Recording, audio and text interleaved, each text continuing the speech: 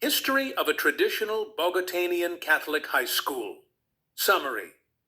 The group of buildings that now houses the Gimnasio Monsignor Manuel Maria Camargo, GMMMC, and the Parroquia San Antonio de Padua is an architectural complex that originated in the charitable and educational work initiated by Monsignor Manuel Maria Camargo at the end of the 19th century and has maintained uninterrupted institutional continuity to the present day.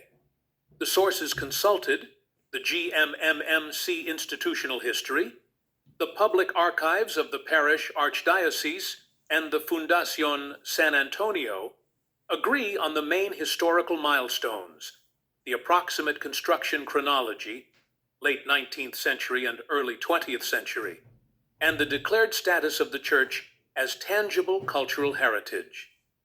Institutional origins and charitable continuity foundation and foundational work.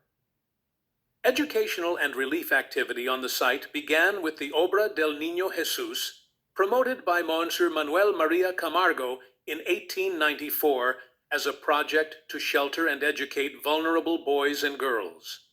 This initiative is the institutional root of the present Fundación San Antonio and explains the continuous presence of educational and social uses on the property for more than a century. Merger and creation of the GMMMC.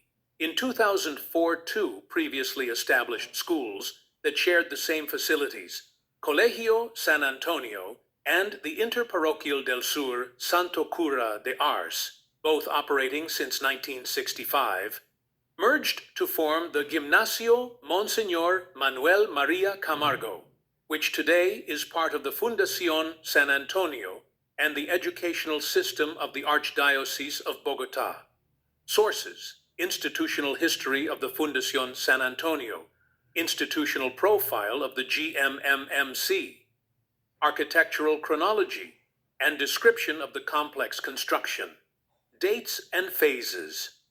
The structures that make up the complex were built in phases between the late 19th century and the early 20th century, with documents and institutional memories placing works between 1897 and 1917 and later enlargements in the first decades of the 20th century. These data match the morphology and building types typical of churches and charitable houses of the period. Typology and materials.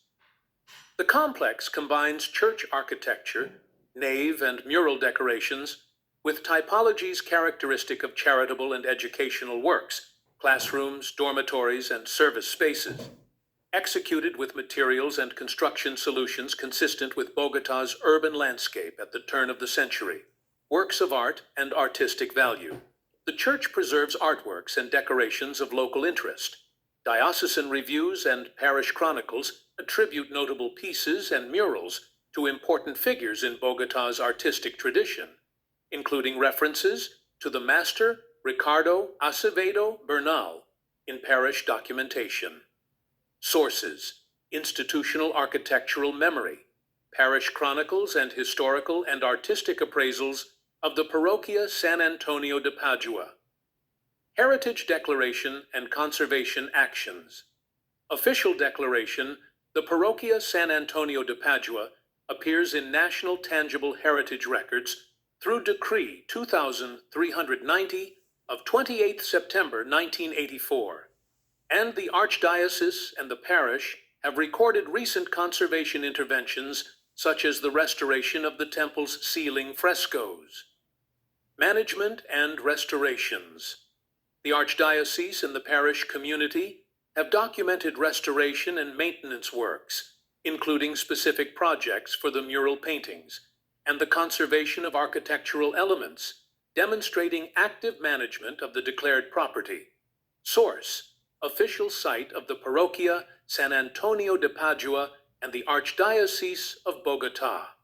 Documented uses in the 20th century and evidence of a female boarding facility in the 1980s, continuous educational and social uses records from the Fundación San Antonio and the GMMMC confirmed the prolonged use of the complex for educational and social purposes from the Obra del Niño Jesús to the present, with institutional continuity that explains the ongoing provision of services for children and youth at the site.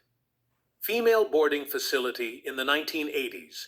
The existence of a female boarding facility or accommodation administered by religious sisters on these premises during the 1980s is consistent with the Fundacion's history and with oral testimonies collected, institutional documentation from the Foundation, and the school acknowledges the presence of residential care modalities and educational and assistance activities at various times, supporting the claim of a boarding facility run by sisters for young women from neighboring municipalities and other cities.